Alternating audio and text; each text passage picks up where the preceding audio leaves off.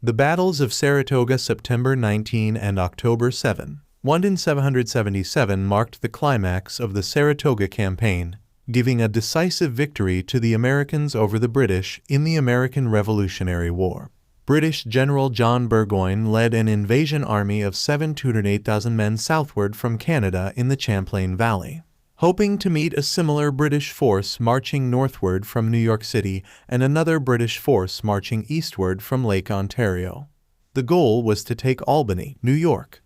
The southern and western forces never arrived, and Burgoyne was surrounded by American forces in upstate New York 15 miles 24 km short of his goal.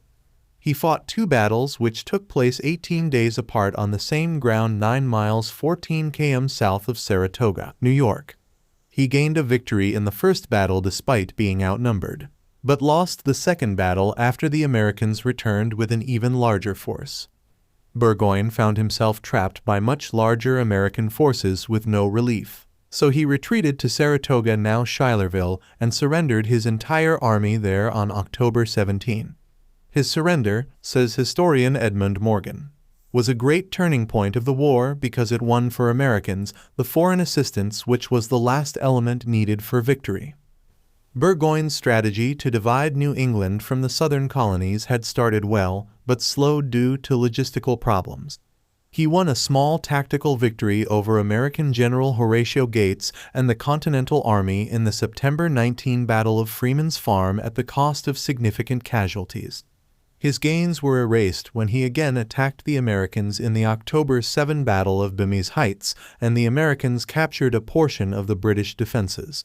Burgoyne was therefore compelled to retreat, and his army was surrounded by the much larger American force at Saratoga, forcing him to surrender on October 17. News of Burgoyne's surrender was instrumental in formally bringing France into the war as an American ally. Although it had previously given supplies, ammunition, and guns, notably the de Vallière cannon, which played an important role in Saratoga 9.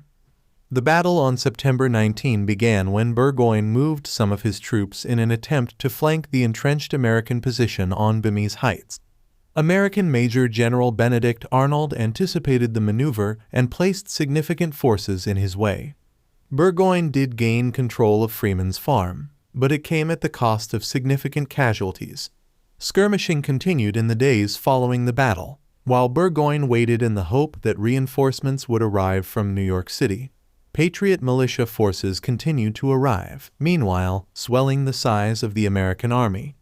Disputes within the American camp led Gates to strip Arnold of his command. British General Sir Henry Clinton moved up from New York City and attempted to divert American attention by capturing Forts Clinton and Montgomery in the Hudson River Highlands on October 6 and Kingston on October 13, but his efforts were too late to help Burgoyne. Burgoyne attacked Bimy's Heights again on October 7 after it became apparent that he would not receive relieving aid in time.